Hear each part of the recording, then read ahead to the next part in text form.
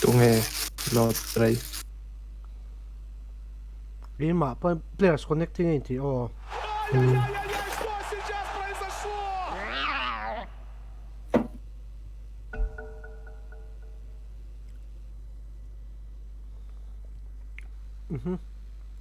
nó tiếng nghe con to sao lâu tin mà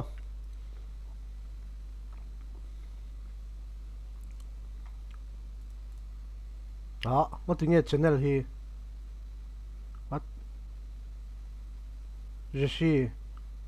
rồi nó tiếng nghe channel không nghe cả nôm không nghe cả nôm what tôi gọi broadcast channels đi ha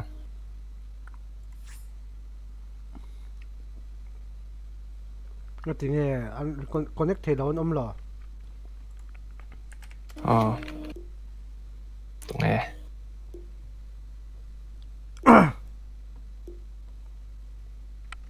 Căn nôm nắng bạn đi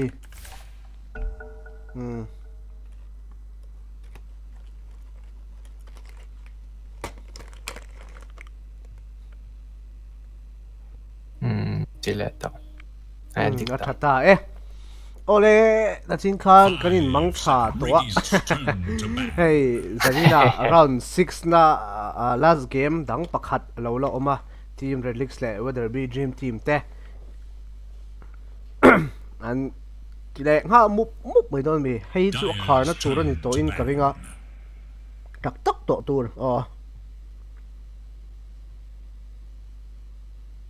hey whether be dream team te hi momentum an ron nei chaphiat mai thenian last game ahan an rampage ma khanin an carry khan rampage tlat maya first time ania tun ton nia rampage ma saber ania 5 seconds now in an carry ti mai la an unawin le core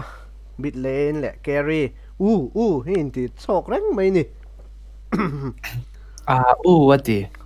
whether be hian core ni se atia chonin whether be dream team hianin underload an be na chonin relix lamin Phoenix aron be na invoker whether be a signature hero invoker aron be saklat maya hi ala chang mi alawem tun tor ni hian tun ni hianin invoker hi la chang mi lawin ka sia whether be ka hriat so lo chuan ka hria so lei thei boka se ka hriat hi roman la le lu tok po hi ani lo te na ni ha hi roman la hi chu tu po hin lo thave veka ti vel ha ni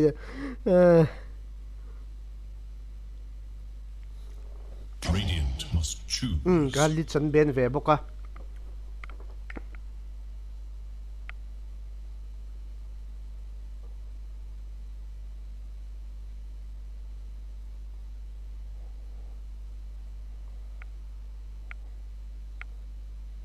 10 seconds. Dyer's turn to pick. Dark Willow tun tor ni kan hu zen lo an first pick na pon mai the Dark Willow kan mu kha khop mai team relax lamin Dark Willow kan aron pick a an china chon Dark Willow hi pick tam tuk lo wa ma se amar su hero hi thatak mai ani thunga support hero thatak mai ni 5 seconds. Radiant must choose. Omni Knight Tuan so vele whether be dream team lamin Omni Knight po chakop mai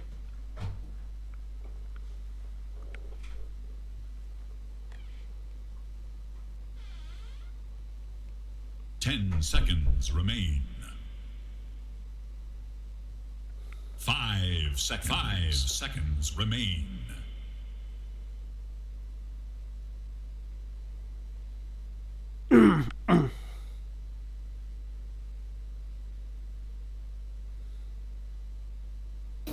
anh tin về nghe play anh tụi mình này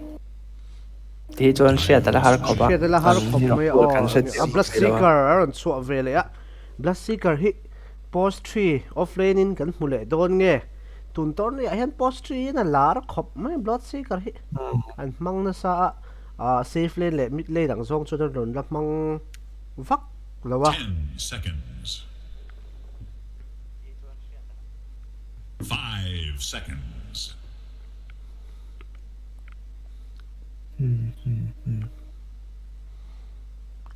post 3 blood seeker tho chu ni le ka re amaro chu blood seeker hi game dang avela ma vela kan soita ang khalin blood seeker post 3 thati wa han pick pot chi hi ni big lawa a chan chu hero hi han shit hi a limit vel te po hi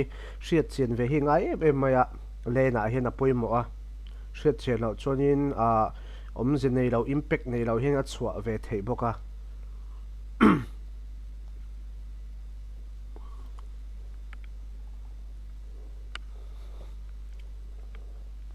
ngay tua bing khop ai na sa ve khop ang tinga hi chonin an soi le soi nu pro player an ni lawa hero pool te hi a limit ve a mani comfort hero pick te po hi ngai ve a chumi chuna counter a tha ti ngot te hi ni lawa team synergize te po hi ngai ve boka du a tha ti kha han pick chi po hi an ni It is em lawa Radiant's ban. oh nice stalker Stalker. la an la physical eno khop mai la eno khop mai omni night nice stalker omni night hi post 5 tura ring tai la ani lo pon game dang vela omni night kan mai ta heavenly grace hi a tha khop mai op khop mai heavenly grace le healing hian 5 a seconds chan remain. theya na sadakin magical lampang an la team an la pick ma a team relax lampang dark willow blood seeker nice stalker le omni night an pick boka whether be dream team lamin nice stalker post 3 le omni night hi post 5 ane post 4 hi chon ti thei hi anei lo tluk ti la ka soi so lo mai thea post 4 hi chonin omni night hi chu thalu tukin ka shelawa mi po he nam mang tam lo in ka shea post 4 hi chon nge tin ngeron anti takin ngeron ti doni It is Dyer's ban. jagar na tan ben lo chuan an lak ring nia juggernaut hi hero mobility ne thadeu si hero han thave zu reng tho si hianin tun ton ni chu pika hlo lo ve ang reng khop maya ai meta hero ten lo om 10 wa nge moni seconds remain. 5 seconds.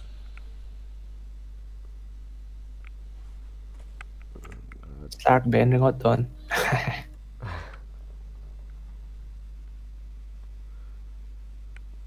slack ben chu tha khopin karia nice stalker le omni night laka chuanin a har nice stalker a stark eno hi match up hi har khop me o juggernaut an de na Stark soita ka chun team relax tan Stark lak chu thafu in karing ani amaro chu an lo ala reveal lem lo whether be dream team lamin 10 seconds. 5 seconds remain. Dyer's turn to ban. Spectre ram be na team relax lamin Spectre point soita hanin achak tung khop pa timer a hit chon timing 10 seconds remain. 5 seconds remain.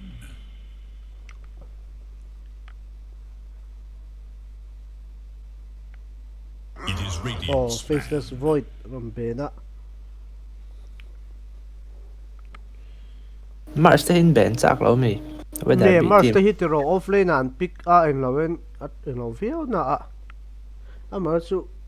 soita khan blood seeker le night stalker post 3 arin 10 unbox here seconds. mars post 4 It is Dyer's ban. masa mars is flexible ve ang reng mama hi carry opponent manga mita opponent mang theya offlane opponent mang le zo zo support a headin an mang le zo zo thrim moka support hi ka mutam lutuk lawa post 4 am 4 vela hen an mang le zo zo thrim moka 10 seconds remain. to hai ben 5 seconds. SF An kan SF bela ron ben team mili release mit on an tuma mile. Dyer's ani turn to pick. SF ben lo po hianin mili PN ben vele uda bi SF mili 10 seconds remain. Radiant's turn to pick. Ogre na vele thunge Na mili tlang khop mai ana team mili modern. tlang khopa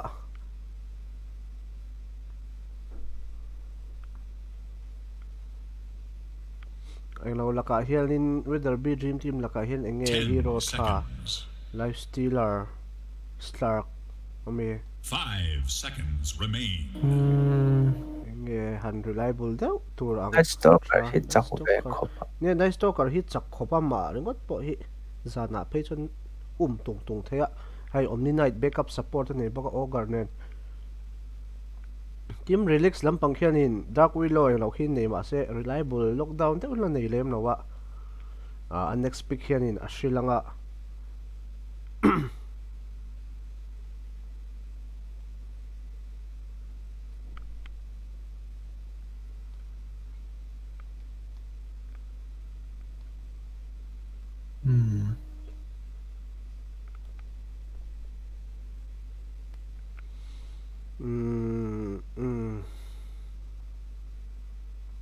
Dyer's turn to pick. Lena. Lina ron pick le ta Lina po hi pick a lo khop mai tun tor ni chu an pick na sa Zia khop Lina mai so. Lina ron pick a azia khop mai a Team modern bi hian troll an lala thai. troll po alo oma ma se amar so mang tu 10 comfort hero hi ni seconds. angem 5 seconds. voice spirit hin la ben lawa at ang team zok po hian an draft ngai tu chon whether be dream team tan hianin voice spirit hi tha phian lo mo le o katia night stalker le elo velan neya amar chu tin nge ron ti don ni An skill so Dutch thai chi ve kan boka. an skill so dutch thei ve ka mo chu voice spirit a tha mai thea whether be dream team tan hian Radiant's turn to pick. storm ron la storm po travel tho mai ka ti Hey ma chu se chok thut thai. Lina Lina versus Storm. versus Storm ani chuanin a har thei tho Storm tan It is Radiant's ban. anti-mage charon AM. pike Ma se night stalker hi hlau lo ngai mo ne. nice stalker hi oma nice stalker hianin lena mana chu tiang em mu de lo auto attack anga le a sustain thei ve don tho boka zana Mid game ve la pon an han char thei pala don han na. char thei am hi a active hardona farm amamo am chuan a active hal don lo shima at least An farm tereng po ni se night stalker a silence a Dutch thai dan to. Atu BKB chu khania. 10 khami seconds remain. iron catch ma a blink te ni te chon thu shan ania ni 5 lo chuanin a seconds. silence chunga ino chuanin Radiant's turn to thei ban. vak don lawa Magnus Ben Travial Thoma. Magnus ben tbin ben boka team relics lamin team relics lampang hi core tila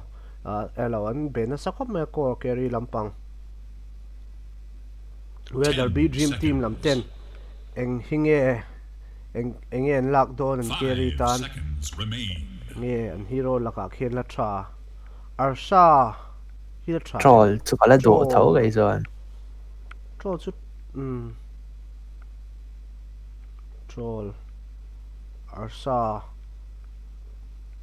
arsa po thaviau It is kati Dyer's an elo ban. laka an ben arsa ni an line up laka khenin arsa kha kalau du pui deuh leka chan chu alti eng lo khanin over eng lo khanin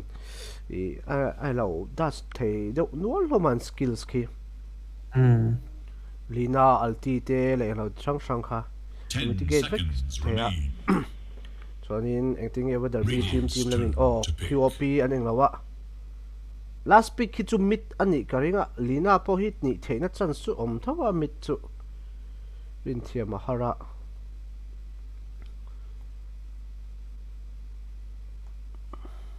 Dyer's turn to pick. Odin pick le Odi kan mungun ta khop mai Odi po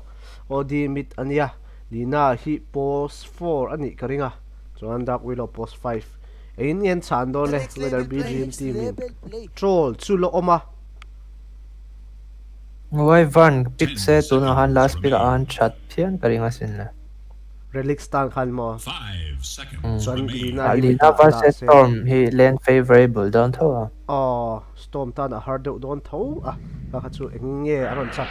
troll chu an pick ta tak Don't pick tak ta tak tak. kani Will upon the troll hi ne battlefield today. an hero laka khena thapia na ai lo hianin Tu ma comfort hao lo hero trolin. comfort hero ni pe chonin Odi le no lak vela khianin ma se ai lo thelo chonin ha kait ve sep thei tho boka troll po hi Odi hian a kite thaya ni deuh mai. Dark Willow second. at ha chu amang tu zireng lo ha ni to anga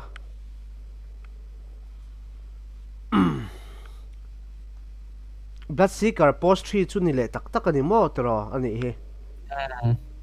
kan mu ngun ta le mai post 3 Nga se troll hian a hlau 10 vak lewa seconds. tat si karti vel chu. ni ya eng lo lutuk lo wa 5 seconds. troll hi Whether be safe lane le. whether be safe lane troll ania cornix sa mid le don ani mele at unaw hianin roll in swapa whether be mid khania thinina ron safe lane in swapa chonin una pa a u hi mita kala swapa masa storm spirit le odi matchup hi enge ka shemi lo Odi na ngam tho. odin ngam Storm hi tho lane a chak lo. mo Thiam fet ani lo zon. odi versus storm spirit a comfort hero ni tura ngai ra sakila an pika previous match loss think storm oma 10-22 lo nia amang she deu hlek nge ani deu an nge ole team radiant lama hianin an lo introduction starting item Dark Willow hitting go pani le self le fairy fire sentry le clarity pathum ma chu puya tengo pani hi chu an mid odi hi pe ngei tura nga anti-mage hi stats pathum tia iron branch pathum tengo pani le self le lo nia typical ti lema traditional view thowa chon lina hi I tengo pani le self le circuit le iron branch pani ania mango vel engma keng lem lawa odi chu traditional don via Join ring deuh ni ngei tu ni. ani mai the ni the fairy fire hi item starting item a hian a thaviwa an du lo nge moni ka tia fairy fire hi an chua pui bloodseeker po tengo pakhat akola chonin khiu hmala arcane boot magic a second le third max sakal chu tum chiang ani ome chuan team dire lampanga whether be dream team lama storm spirit po traditional view wa chu dan chuan in nice stalker hi tengo pani le ring of protection chuan quelling blade le iron branch pani ania ogre po hi sentry pakhat akeng tela tengo le clarity le mango pathum lai akinga hi a first le second akal atumani ngei tu ni aras theknan an carry pani te carry lawin la reveal du chi lem lawa troll le omni knight troll hin the first la a chu rin ang te wania Clarity hin do tho thai khop ma he Willow pon hindu pathum. thoi comment support hin mango gar tam phe chuna apoi ka ti lawa tun amaro chu hi Gal hian mana ain nun na du zok do na voucher char do ha mo. chu kalau ngai to ke pon tengo hi ala label thein kari ala label theya hi a label semo tengo mai novel chuanin Self. achan chu omni night hi chu hi la ne ya mana mamo ta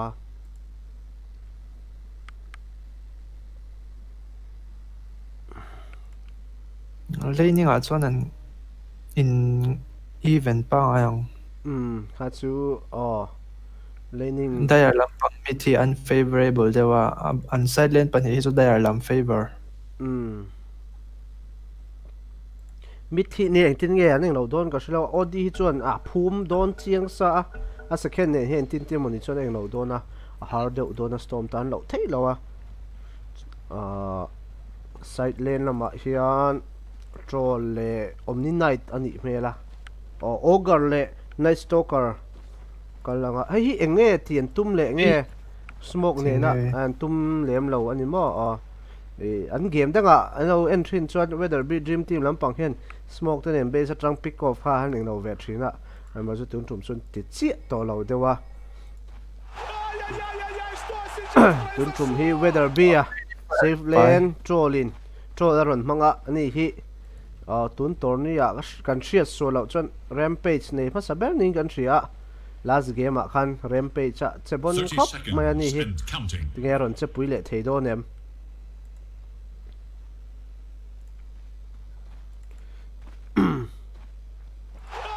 match bit match up en chak mu chak to khom me storm in tinge underlord ka ti od hi tinge eng lo don hi har dewin karinga storm spirit tan hian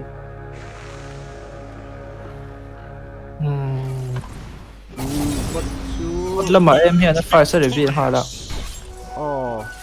Kasi elo hi athi don emni na stalker hi ege uzia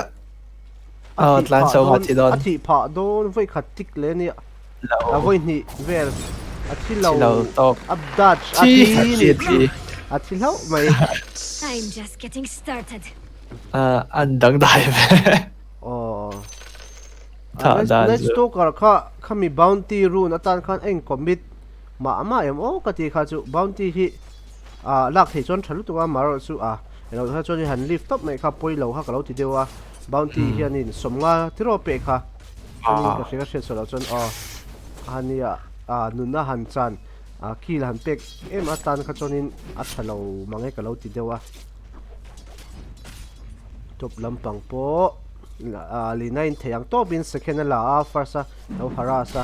blood seeker po rin ang dawin mango pahnih nen choka second nen hin a haras don amo farm atum don chingsa blood seeker hi chuan mid match up chu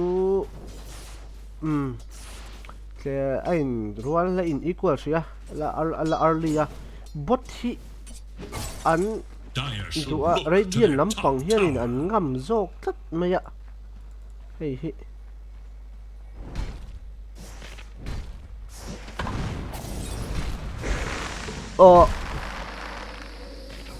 ogre hianin oppo venom amo vel nei se hit trade se athi mei don lo ogre hi oppo venom vel de han eng lo se athaviau lo mo ka lo ti dewa tier 2 do winum he tier 2 tlenga zuk hoa ala chang boka tower ba tikhianin am ni na farm thelo pha tikhanin a supporter kha tikhan a thon hoa a thakop mai crippling fear hi ala ai hi apoi lo mo on hunter in the night level 1 ve rang ani It is not for thee. tha thei na trans o ma ti hian nia ve thawai atang pin ne that khan lang ha kan la elo thina one person ne khan heavenly grace hi athipa em athipa lawe top lam mid lampang hi tlem slide deuh le slightly in storm spirit here in CS alo eng lawa in thlau le lawa inga tige first la ngala odi hian mutinge odi hian first hi lak le hi eng lo na du nge moni ka sha thiam lo he chu ai intima kan ya intima kan yang bil dang dai le de odi so in authority alanga la asken la lawin bokina hey chu ya an mani gameplay style an du dan ve ania kan shit elo pui lawa anh nun về khá nhiều mà anh nun về khá anh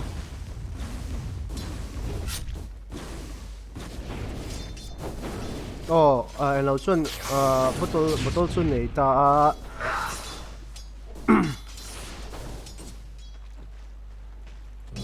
top lắm bằng chú thấy bắt tốt chuan rất sĩ cả cho second hand chuan anh lâu ạ red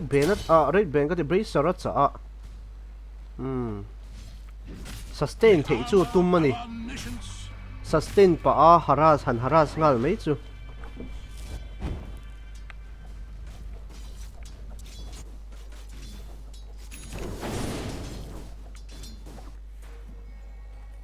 bắt lắm bằng po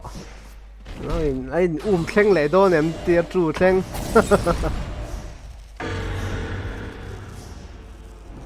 The next level play.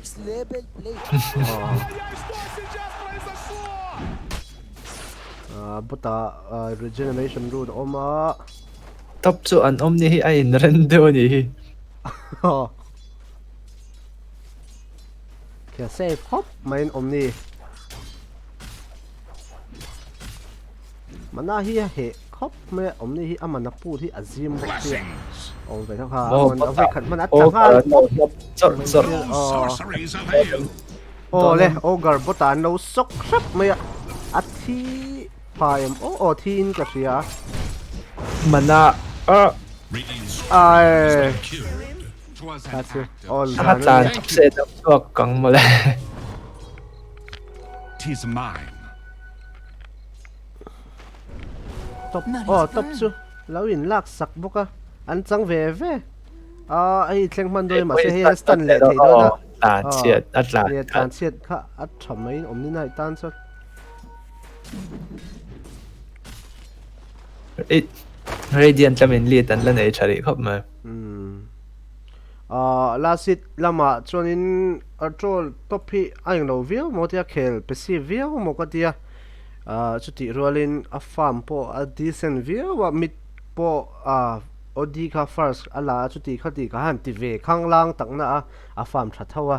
a teng lo vek thawa storm hi nil chi alo thung da ni anil turangin second la nem vat lo ha storm hi ai lo viau boka whether be te unau in nge problem man nei ni ang a ui na hau nge mani problem man lo nei dewa resume le a bit lampang chun even viau a bot khu em hi ai lo thang reng ka ti ka rin ai te in a len hi ai lo tura ka ngai ama ero chu at last hit cs po a maintain ai lo viau ka ti Stupendous. nice stalker le ogre ani takna mid lampang hi rotation kan mudon ma se anti sualan ni kha chu apoi thei ni kha chu bot lane hu ti konin ai lo tapa arcane ne an try le don em try top la ma chawa od hi nal talisman pathum akeng boka te ni ha an that thei ani atu top ni na hi position hi off khopa kill set an that late odi na ron chan There is little hope for Radiant's an middle that thei tower. ni ki chu lo pha don em slow a first in so pa a thin ka ria ai chu thi chiang Radiant should look Akha to their middle tower. mita hian ogre hi la oma ai hi a pressure pui chu a thal tu thona ma se experience asi da ron sak ke a fit sak don ju ka o poison a thi pha dona a thalem lo khop mai kha chu storm la chu ron lut ve le ha la kha chu miscommunication ke nei ya kha manala nei zia kha chu ogre kha of poison zok ma in ka sia ready lam da ron ti thakop mi ta ron om zo mit kha top lampang am chu a farm a decent view mai hei ring of fel te po lo net last hit cs top dial lampang carry po at section pa chuang lawa Cho hi chuan ngam re Ogre rotation hi omzia omlo de hlek ka ang dewa tlem chuan hei te Aztec kha chu thalu tuk thawam amar chu bot khu ama khona om thei do nem nice stalker hi nei za ne ti lo in an lo shap mai na sok shap mai zan ni ti lo chuan an sok shap a thi phai em thi pha Ogre hi Weak and pathetic. omzi omlo de hlek ani tlem ne rotation hi ti to ra bo hei tlem min ti tur se lo ve de hlek ani top lampang o lo rapture level 6 la kai ve lo de hleka heavenly grace le first lane on turn oi stun thalut tuk le na in ama ero chu ti phalo level 6 akling ban lo dewa kat ni Chris pani le se Red ka koi ka next level ko atum ma se oi awi om khop mai ga chu one ko is a panic deu ni ha a panic deu ni mai thei ga chu magic 1 kha ne ya so na han 60 man che se turn thang mo le atan thei kha ka ring deu la ka ke pon tun kha range kha khoi na chang kha a shelo deu ni a player situation a chen player ho an amani enge an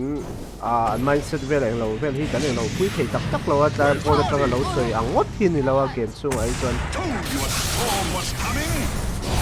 di nen ron geng chalut tuk kha chu ron geng thakop mai em po bota in free chur a farm chur mai a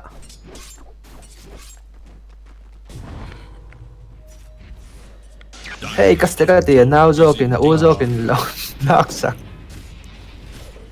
chu ke an ne ya lead network ta intimate sang bera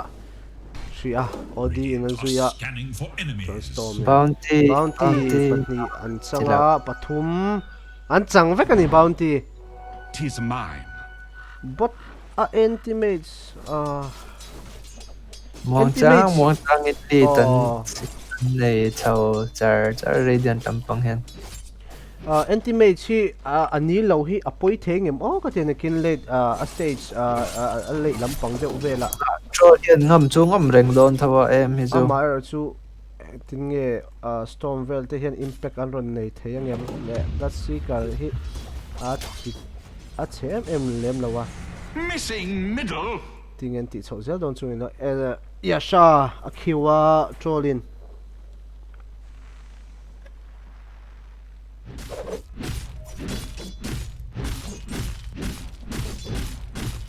di hian shadow blade a call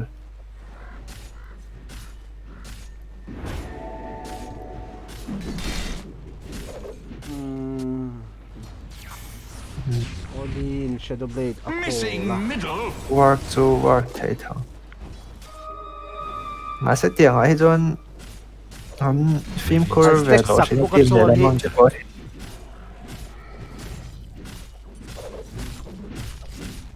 hei engama main len tina sentrin nei thup to na pon arcane death storm in arcane char ocean heart chuak thei lo mai kha chu odi alti di hian a phum hi ngai na chia lo ang ga ti tuna han phum ha sain han alti ta se storm kha thi don ta thi mai thei kha chu adong thona storm khan ma se anting en sweng apel ang vel khan ita ing no de man ta chu anaturang khan na man lo second khan han phum zo senson ni intimates khanin intimates hi farm thang reng khop mai a hi battle fury a de na ya chuan storm in rune haze rune chara storm hi orchid kalatuma chuan mit tuna dire tan chuanin tower hi loss lo se chuanin equilibrium hemi laning vel hi an maintain thei fi in karinga Dire's top tower is มาเซ under ตก attack. พี่อันจานเม The ละ dire glyph is now active. ตกพี่เสียงพวกนี้เซมิดตะวันที่อันลอสเราจนติ้นมันนี่ฮอลดานจนในชิงอ่ะฉันสุดตัวไอ้ชีจนนี่ไอเทมเวลเราเวลอันเรา Dire's fall top tower is under อันเรา attack. fall off ชีวิวอ่ะ Dire's top tower is no more. ยาชา SNY เอ็มจนทัดอิสระได้ไหม อัธอเดย์ไม่โอ้ Battle Fury ค่ะถ้าฟาร์มเฉลิมเราบดข้านินอันนี้หรือตัวข้านินนี้เลี้ยมหรอวะ โอนเดี๋ยวมาจก โอ้อันโอนมาโซค่ะได้ยาตานะอัน advantage ตัวอังข้านี่บดค่ะข้านี่เกิดด้วย storage เกิดค่ะ Haste! ยาชาชวนเนี่ยโจทย์ที่ SNY อัตุมเนี่ยเนี่ยยาชานี่น่าจะตันเสียยาชาที่ฟาร์มเราน่าน่ะอัตุมเชื่อแล้วว่า Dire should ต look บ to ลงมา their อารุเจ middle สว่า tower. อ๋อติดตัว เล่น เซ บิ๊ก เวีย ตัวหัวอันไฟมาไว้โดนรีดตันในเราไง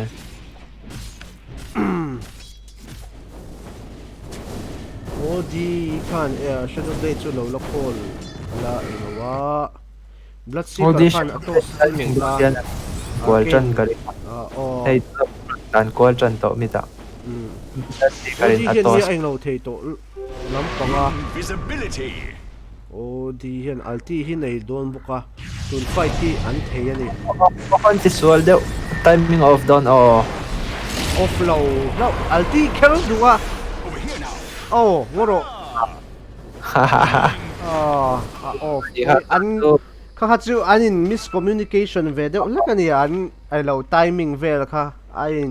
เป็นส่วนเวลควอลเนี่ยหน่อยลงมา Dire's ข้าจู bottom เอา tower anti-mage is ปน under Battle Fury attack. เนี่ย anti-mage เทรดเลย Battle Fury เจ้าเนี่ยที่เนี่ย stats ดังเนี่ยวักเราเนี่ยให้ที่อันปนิสเทเราขับรถตักกันอ่ะปุ้ย Fortified their เทได้ยัง structures ตันกัน against attack. Dire's bottom tower is in danger. เอ็มลำปังจนปันและจานรอนนี่โดนปะวะ จานชูรอนโดนbounty เนี่ยเราเทกัน มันต้อง อ่ะมาสู่อัลตี้ โอ้อ่ะมา มึงพอรู้ ตุ๊บ เดี๋ยวอินเลิฟฟอลโล่พวกเรา Dire's middle tower Oh. is under attack. 那是多个他storm 他我们超过几年嘛这他อัดขับเรือมูค่ะ There is อัด little ขา hope for ที่ Dire's เราจะว่า middle tower. อินอันหลังอ่ะอ่ะมาสุเฮ้ยอ๋อข้าสุ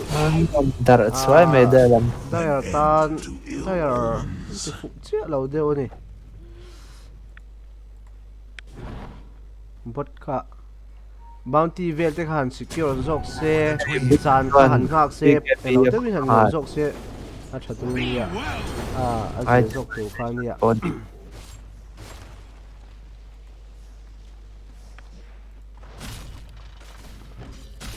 อันจันส์ในน้ำสุนจูโจเลียนเอ็มฮีอรูดทิ้งเอ็มตีเอาไว้ RNG คนนี้หมอโดนสัก Dire's BKB bottom to tower kill is oh in hey danger. Dire's bottom tower ITP has ขาบตะ fallen. ไฟคุยตุ้มเงี้ยว่ามาตุ้มเงี้ย Radiant should look to their middle tower. บดเลยตบตัวหินจานได้ยังมิดที่จุนแล้วหดเวอังเรงะ Radiant's middle ให้ตบ tower แล้วมา is จังเพล under ย์เตียน attack. เสียมตัวข้า 6K gold lead อันนี้พวกอะนั่นที่ก็สวยตั้งข้านินได้ยังตันจอนินถ้ามีหันโฮลRadiant หันโฮลเล่น Radiant เท should จะตัว look to their ผม middle ชนอัง tower. คาสุอันตาวคลักที่เราอังคาเนี่ยให้ตัวกันห่วงเฮียนิน Dire's ต middle บลำปัง tower จัง is กัลเซ under มิ attack. นารอนคอนโทรลเวทรันตาอารอนเอเกซีฟลำตาเรเดียนตาวหินป่วยหมอลุตุค่ะเลยเราเวลาเห็นโอ้ให้ฮิมาเส้นที่ส่วนโดนเนมโอ้ดีดีโอเค detection เราอมเรา detection เราอมเราอันอุ้ยขอบว่าอุ้ยอันติดปังเลยค่ะจุตัวนี้โอ้อัดคิวลิตาค่ะลีน่าคันอัลตี้คันลีน่าคันโอ้อัลตี้สัวโซลินโอ้ อรูดเสียเรา พูดแล้วว่ามาเซงก็เตะโทรลขันเมลี่อ่ะขันยังมันถ้าหันสวิตช์ซุไม่เซ first ได้เลยนั้นเอาบอกว้าวเอ็ม AM มารอนลูตะ ได้ลำตาเทรดอีเวนต์ทบไหมโจละที่ขับไป โอ้โทรลค่ะไอ้ยังเราค่ะ alti lai khan in a first kha apoi ta ber chu storm loot sual kha nie storm kha ron lut suala od khan pick off od khan pick Oh, off pick the off do na mo kha yeah. ka ti tla hian sentry kha chu an nei renga a bo khan ngat an hemi sentry vision a hian oma ma se hemi sentry le ward kan mu chuan tun lokam phun ani oma dayar hian gar khan bul ama das pa in kha odi khan ron pick off hal mai don mo kha ka tia ama chu aron pick off thei talawa pick off thei sen ton thanu tuk tu nia hey an khat thei yang yam lut ngam chia to lo dewa storm po Let the fun begin. orchid po anei ve trip so no la storm khunga ma se silence an time in timing hi tle min over de lek thina ka chun walk out top lama hianin an nice stalker zok hi farma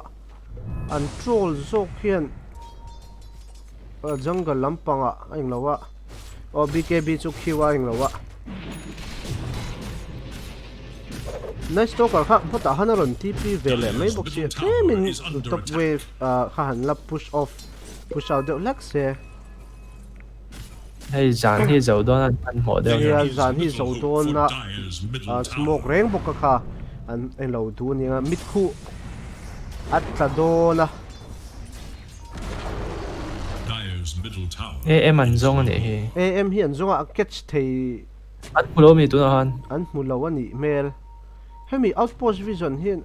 The oh son Radiant's mo zo eager to know Dyer's man tan tower is under attack. man ta nei to anei to oh silence man at salut to al tun chu ngal pop mai am pick off kha chu silence man tlat mai kha chu ti hian midang an kal le ha dangan the kal le ngal do ania hey dark willow hi an eng lo le ngala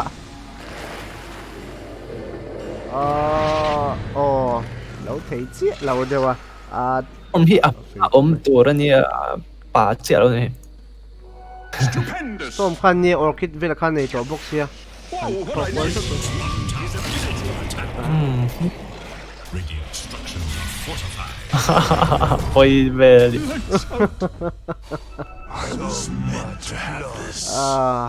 kha chu ron ping ta weather bian storm ping fak vak me nang chu ti do nge mo ni Dyer are scanning. ta od hin mu lo nge mo ni an ping bak chiang khom chu paron chiang mang kha thi thấu ani đây thì ron kia ra ma se delay ring ta thi lo na kha dang chuang lo wa ai po thi do bên này to lo TP này tổ lầu mà let's instant go, win dạ Great Guardian, watch over us. thị thấu thị cái ring thấu nó thị đầu đeo thị ta chuan em mà luôn rồi em mà luôn rồi first han switch train se an khana second hian han so train se Amelie hianin pop zela đây to rồi liền BKB này chi thì khanin Edward Pozia khop mà a network for Asia pop me 6k 5k chon la lead na pero su mid lane hi an mid hin la ve theya an network anh lo ve the deuh boka The radiant glyph is now active. game run event lại to khop mà even le Radiant là lead này nan mà sẽ em here chu ne la follow the lo Battlefield tenen Clumsiness Clumsiness chara. Trojan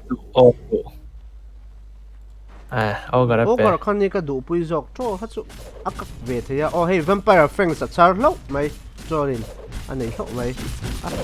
anh này sa anei sa jok mo Clumsiness po hat adult mi next talker po yan ngay thấu clumsy nia Clumsiness kha chu nia Healing. atu pokan elo pokan han la se an that ti thau chonin essence ring lo ne storm spirit yan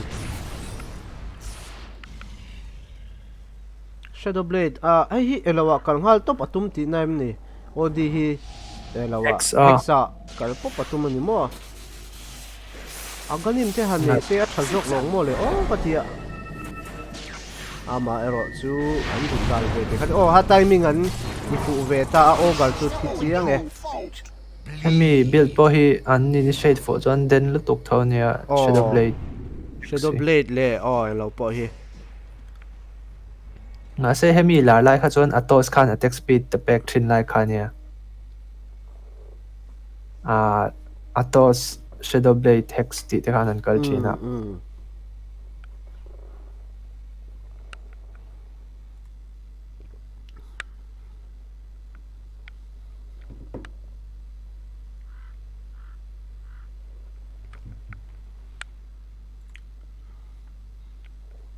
ogre chu arcane boot nice stalker hi blade mail an ya arm anei boka item ma chuanin omni night po 1 le arcane nimaya chuanin trohem bkb kha complete a sny complete tre boka chuan radiant lama anti-mage chem battle fury le manta nei to basher elo me ka khol me ka lina arcane tele il scepter nei atuma chuan dark willow po hianin hei il scepter le 4 star pheng lawa a setup ve ve theya odi soita kangin shadow blade le hei hex na kha eklo boka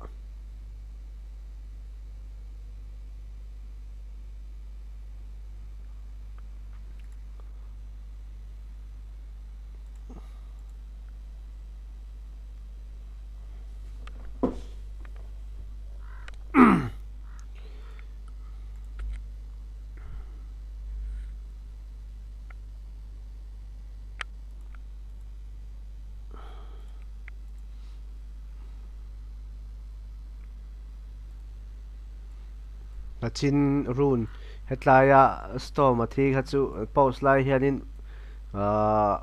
tro hey weather be te u now hin how in chu e kha mai thea now hian thei patom chu na how vein ka ringa ma se how ngam vak pon ka ring lo I know ano no pang ber boka team mai lo in tournament pum pu ya no pang bera rampage ma saber ve ne ma se rampage ma sa ve de ber she solo cho ni rampage ka ma sa ber ning ka ria ve tlata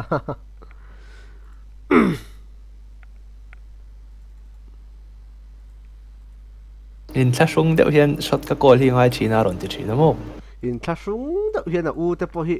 u nang su ti khan to lo la te hi lo ting mo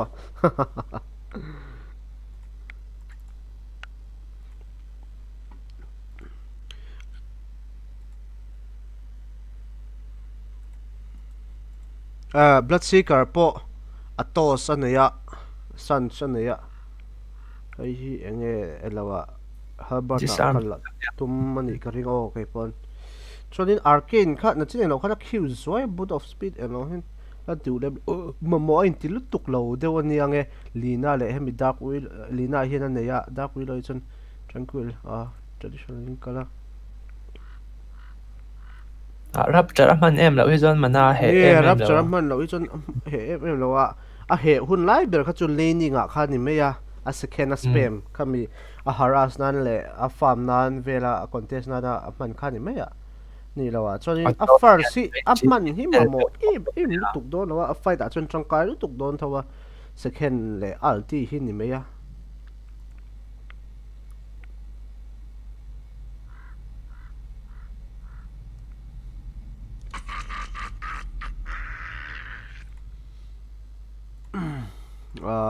team radiant lampanga relics lampanga hianin bloodseeker hi network problem nei zuai ya dagwilo po dc ve ya post game khelo kani tibla ma khan chitla ma khanin tinge online game in pause ti online game te po hi lo pause ve theya ti pa kha chon changai na vak kha ka shelo chawa khani mei ro se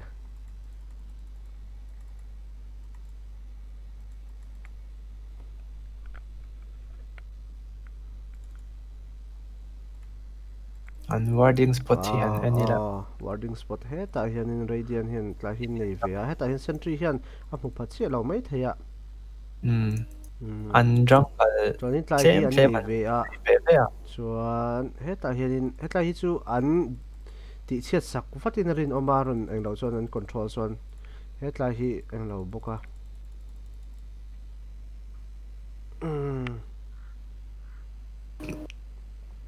bot lama hian play siam an du anga der lampang hi ma se dai lampang chuan nia tlam hi mi jungle lampang A hi doodle for the hi ages. ma se tlai a hian an om cut off ve tlat boka radiant lampang hian play siam tur pon an dar ang reng khop maya pick off pa chuan chan thei don lawa troll hi chuan chau tlang to khop mai chawa zong chuan BKB nen alti ne BKB alti en novel a anh lo lo chuanin hemi a timing ama I will develop hei hi omni night hi pipe pha kal atum anianga hei a khiwa chuan ogre khan arcane leng lo hin me ala nei ni pon a overrated temo hi odi thina auto si by the way no tau to takani in ka ria hema pipe sangthum zali somni panga vai complete nan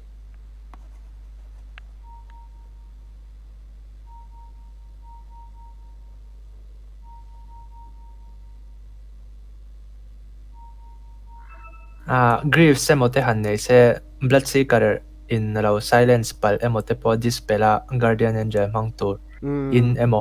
disarm nei vele pop se odi hitara kaltum hi lo kakve turin na lotas te thleng pon a work ang pai phizu duain a value lo nge loko weather be hi kumzat shit remem weather be hi aron tia weather be hi akumzat tak chu ka shelawa amar chu pol som zi lining ka shia ta tangkhanin in lo chu thiam ve to mai don nia ka threchi big ro kumzat hi mo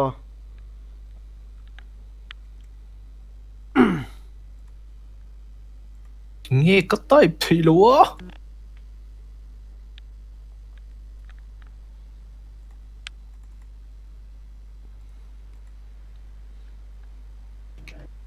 kum som paruk ka tin i chu chiang e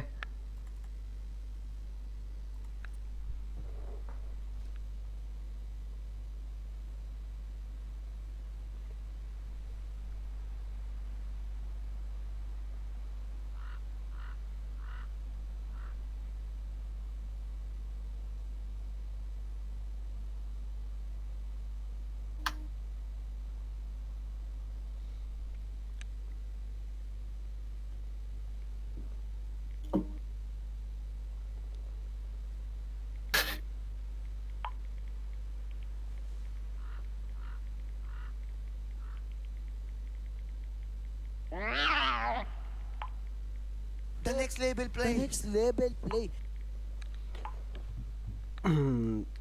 radiant dark widow chu ron lu le to a bloodseeker hin net ala stable chi lo deu ani ange la dc deu leka la dc a la connect thei lo a ngak zoi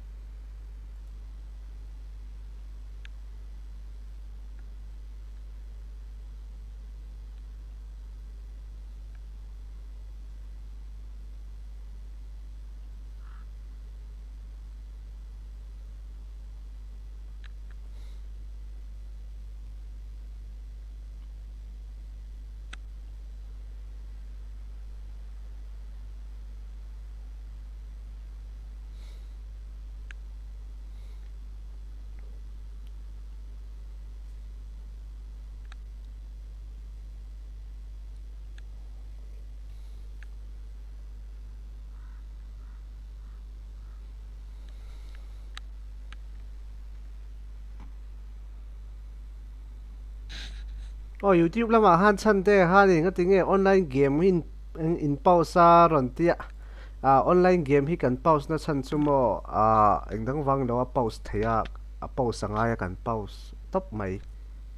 hehe.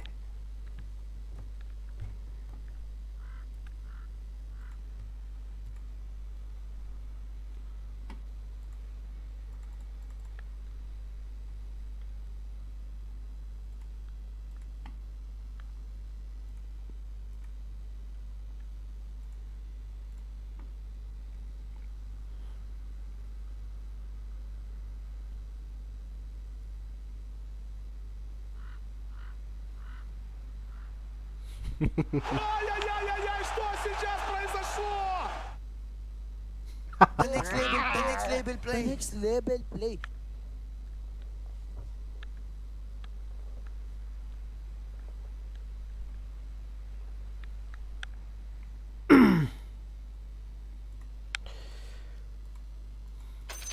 Seven cái gold lead chun nei về ra me relics team relics lampang hian radiant side hian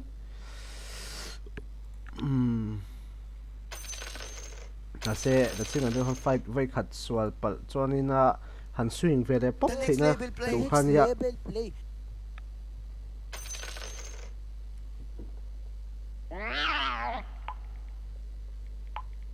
Celebrate in the mad moonlight.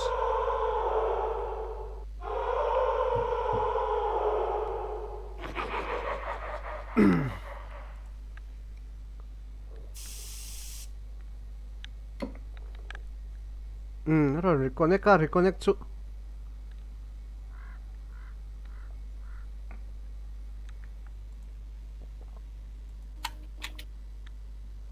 good to go em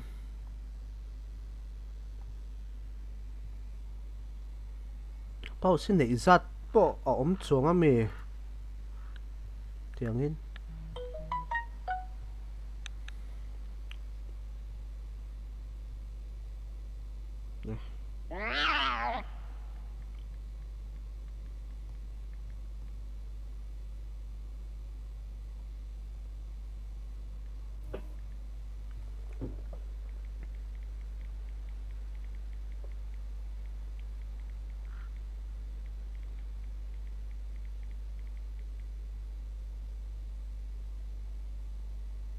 Ай-яй-яй-яй-яй, что сейчас произошло?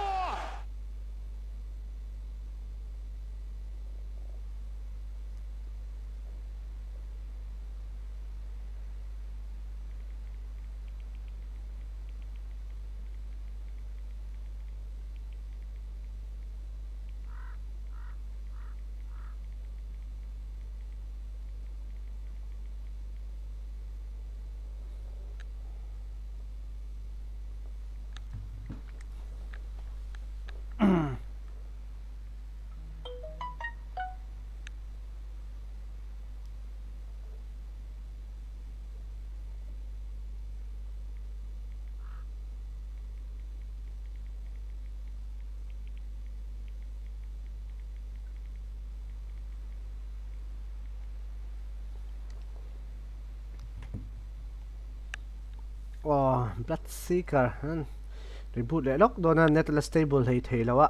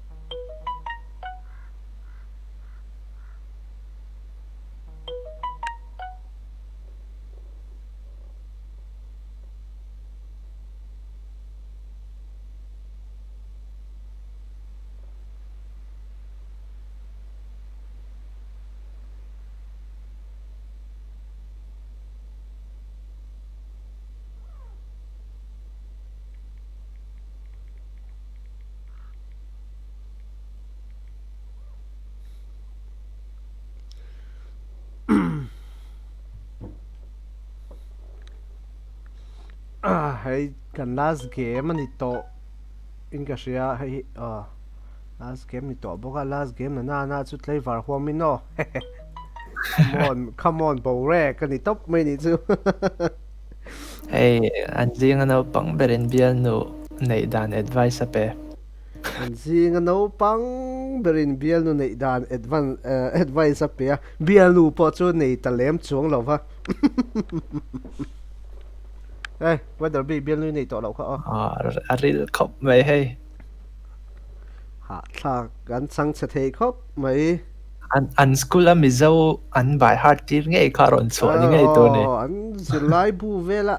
aron da kha aron akeo aron copy paste deuh ti ti nia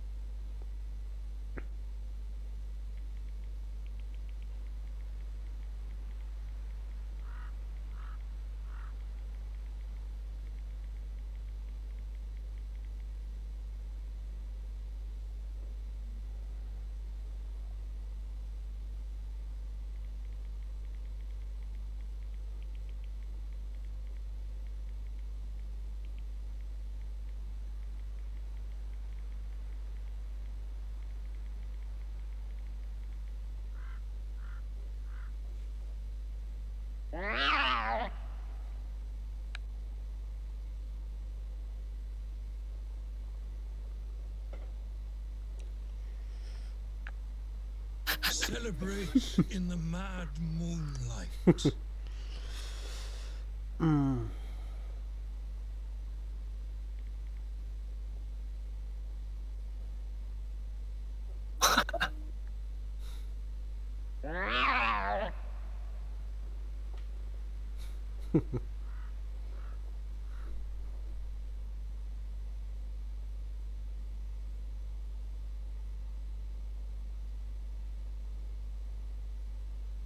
Ай-яй-яй-яй-яй, что сейчас произошло?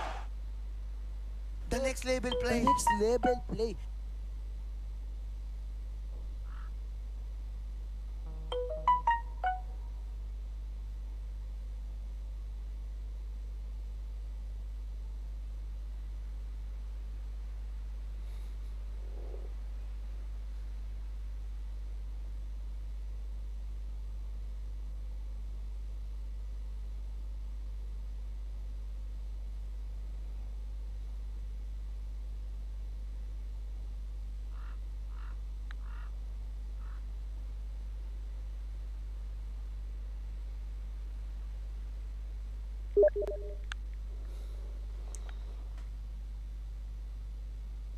Aha ha whether be an miron private a ka trong tui lu tuin ka ke zung ka trong tui lu tukin ka ke zung puin UPS ka lo eng lo pala ka PC thi ron ti ni chu ava ha thla ke o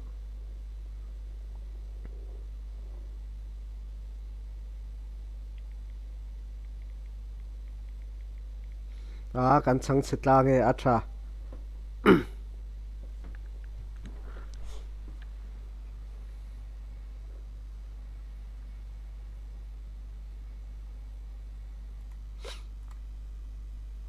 hei po chu nge mo ni a ate UPS lo thlo hlum ve ni hei po chu nga ya top a top a nga in om thei sam ani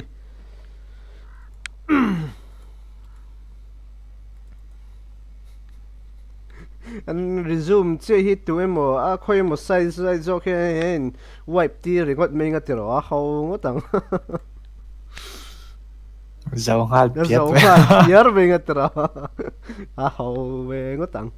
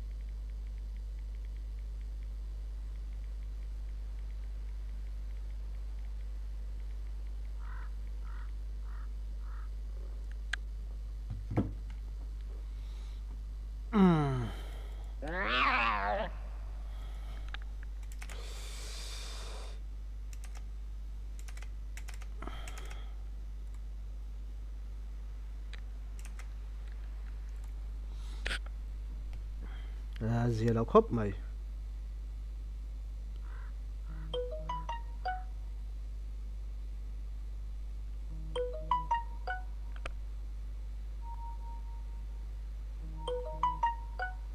DC contest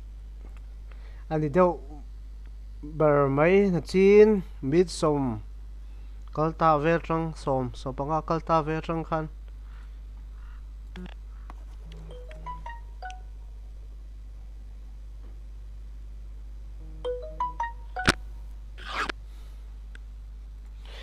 le lam troll la hi nge mo sian nin UPS a ke zung pe lo tlo lum ve ri ngot ni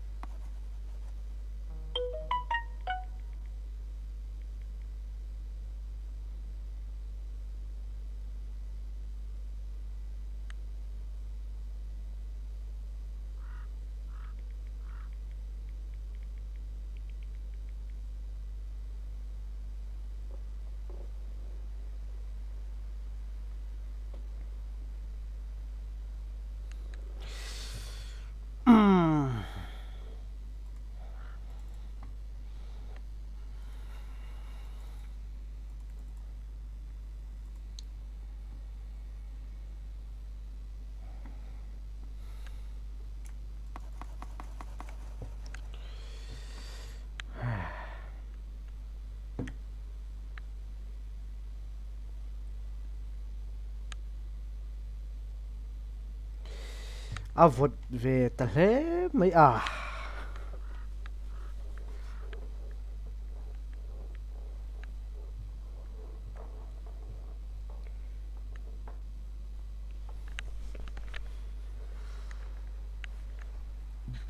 ai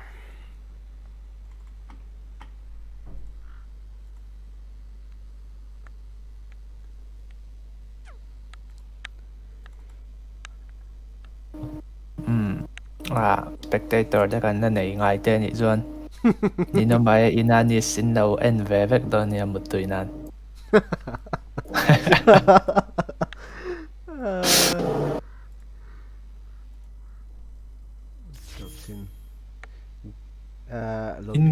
in game ha chuan ron lut to lot mek ni ang Aniang. Celebrate in the Lo pi chun lo lo om ve a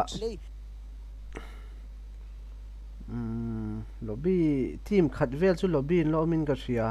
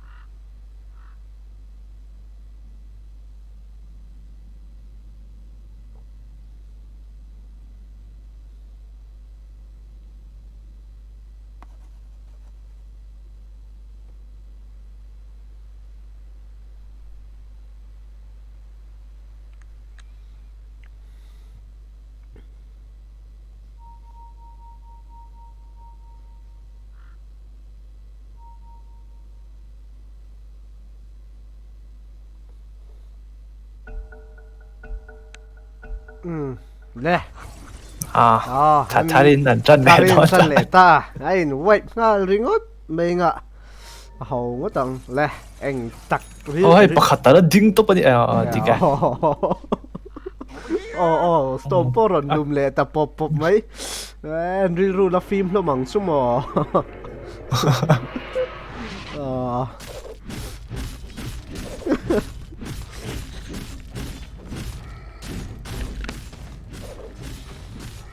troll troll po hay hade nga ringot dot SN1 khai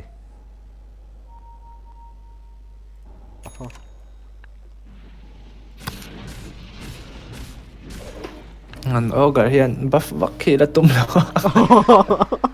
Apul nai kha chen tan ve ra ga amamo chia lo ani ang buff ta kan trong a share ni nge tu ra ni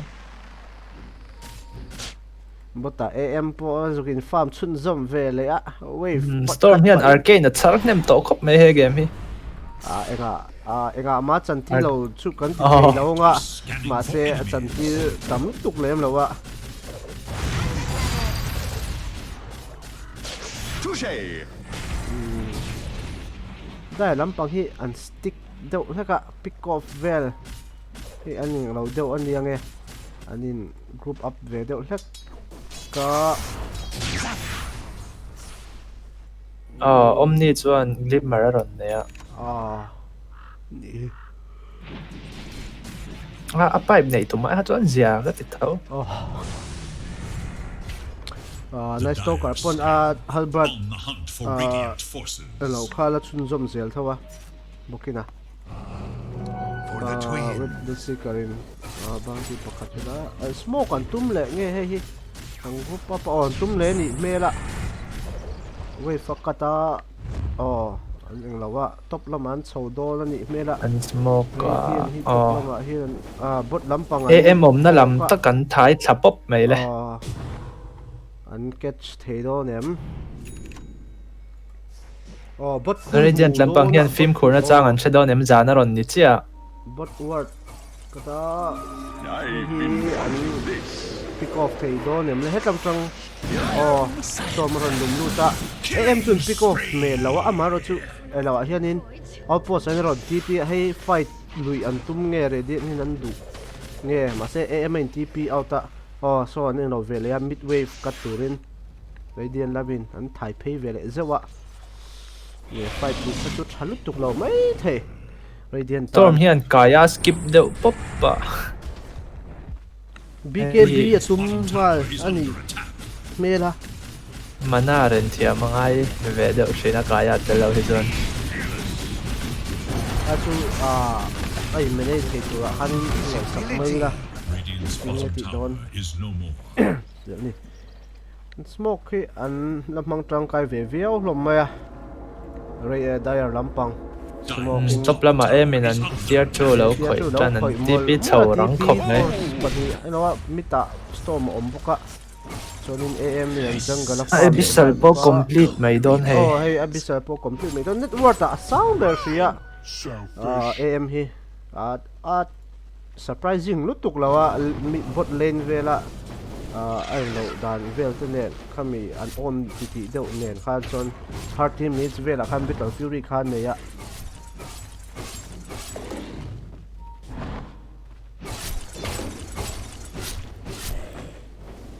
Dire's middle tower is under attack.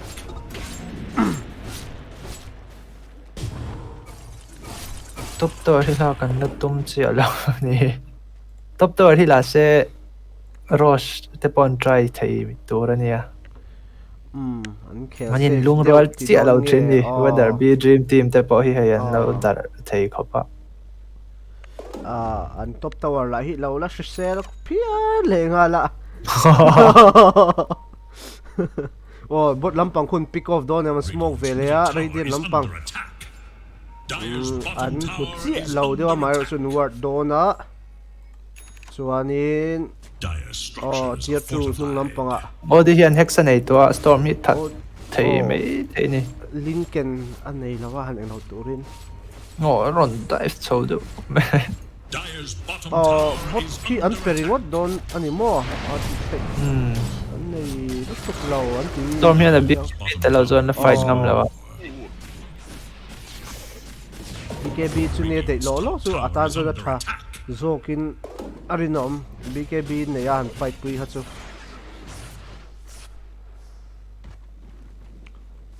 di top run lama oma lai jungle an eng lawa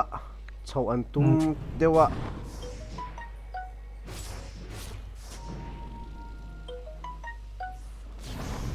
Let's see carbon Halberta complete EB tinghala o chantum di nen. Hi an siang em der lam hian. kasel lo le hi da lampang hi top na mani laman om bet tok maya An scan fu hwa scan fu. scan fu ha le pop maya na tin fu han scan fu a oh hei ma se an lam man do na an eng lo chungin 3 ages ani do ni tum chu Smoke kan pai lo. Scanning An for laman enemies. well done eh. Oh. Ma se.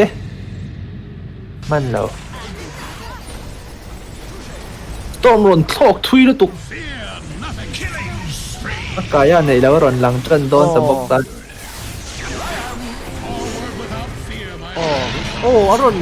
la da dai mai da lamin Mana nei. oh afia thalut tuk na a oh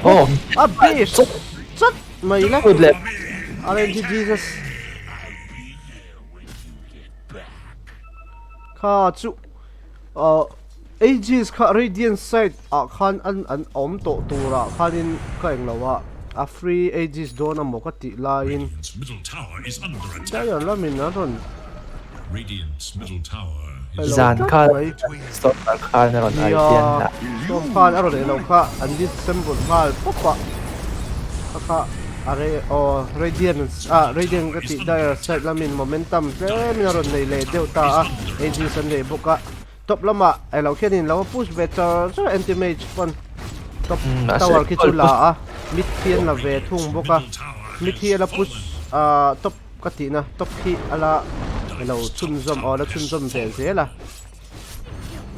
mid hi ti an tung ma an elo khop ma heavenly grace ne na buffa troll po ai lo ko ma ages nen akwai top hi Every guys chat every. oh chu lom at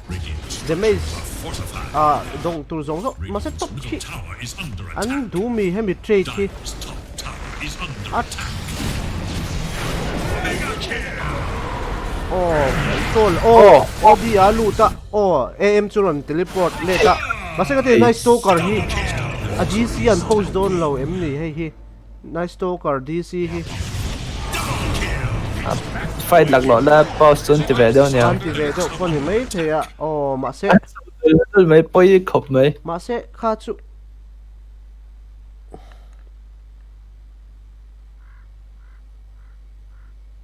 kha chu ne nice stalker kha om lo wa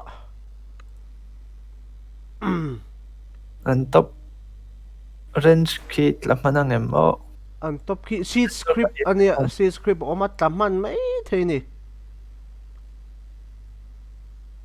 kha ngating e elo lampang khan dire lampang khanin an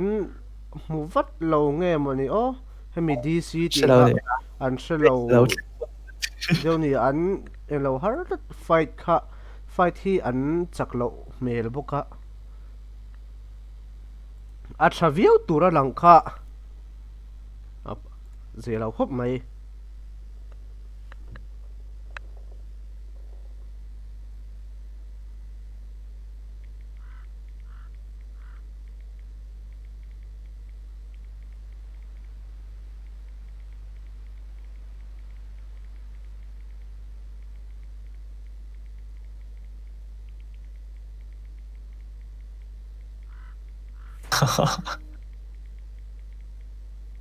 Em dik ne ka te trong a du mi kan isin den.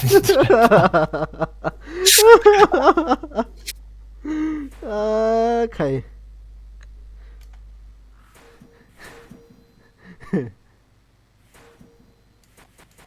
Midrex ni mày, Midrex này in trade on me. Lâu pay vàng quá. Kha cái po lâu kha hemi nice stalker DC khak lo mu lok lawa so map mini map a khanin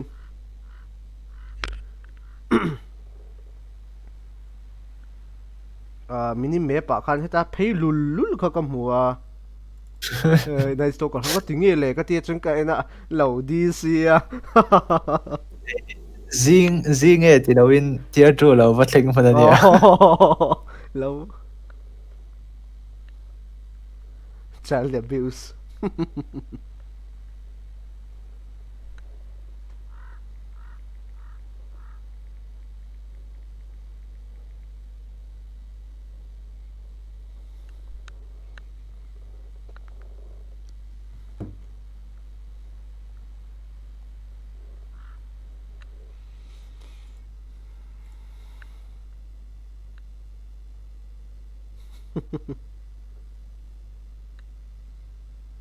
nice stalker lo va tlan phei vang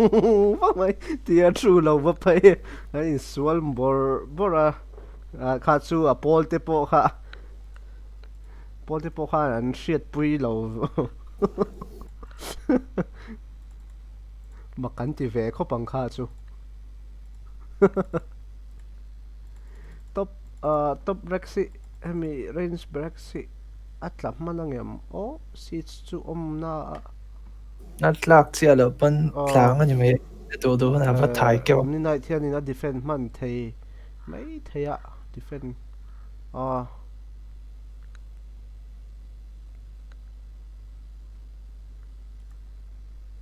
hem pon hei go scepter te q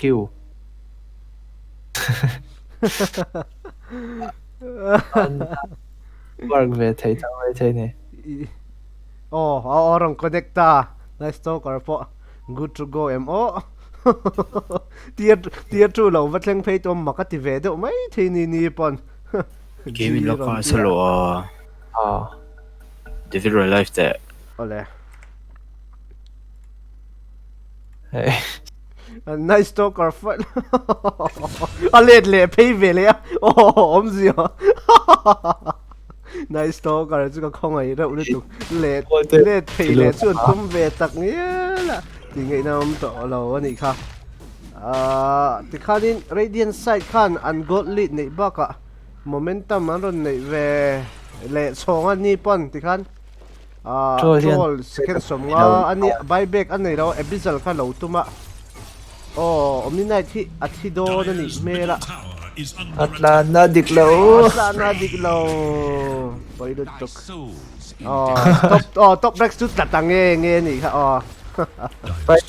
kha nei sin le thingkung ka ra han tlan do tu oro SF kan big khum te khan de lo mi so ni nothing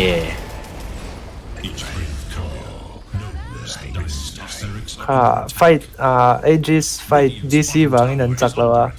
kha chu ni DC kha poi khop mai kha lo khop mai apol te po kha na lo recognize man lo ani ome fight lak lo lai kha ni boxia high ground aegis net halin aron tang ta mid bin lak mera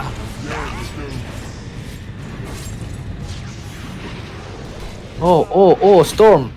storm avadu chop mai frustrate deu ni ang oi han tlang oi manan nei ta lo oi ni to ma se blasi kar ero chu unpunish dona blood on your hands. ko om le to jira sian ala tran ve de tho da lam pang po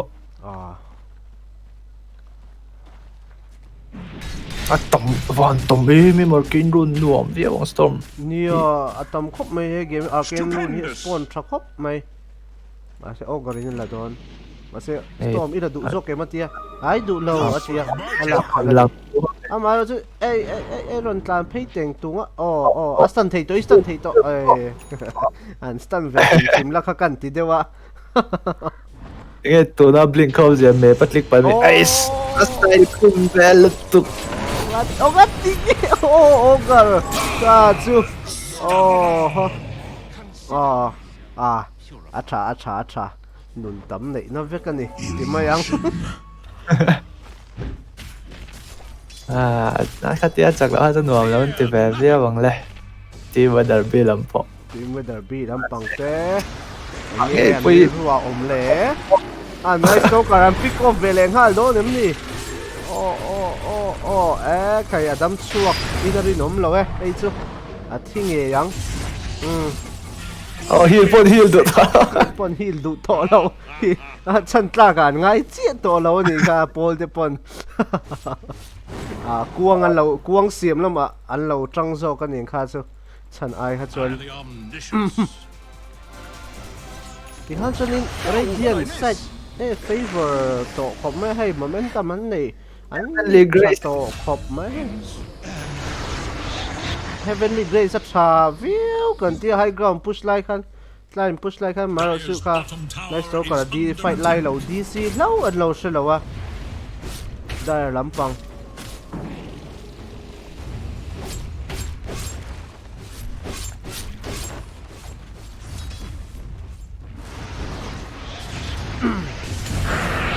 oh khóc mấy tiếng nghe BKB bắt đầu BKB số on ta mà sẽ anh mà chút bị chút The next label play.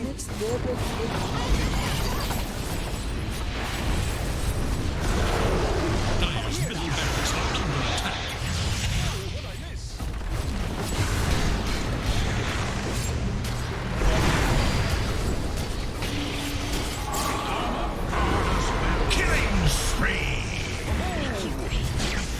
Dyer's middle barracks is full. cái chút GG cậu tầm mấy anh nhỉ hạt chị nghệ nó có ống ta lâu đây là sạch lắm bóng ta hết trơn anh momentum này lại anh lo sa anh đừng đầu về số ta rồi điên lắm mình cái gì là mấy team đây lắm bóng ta derby thì hin là lâu mì kia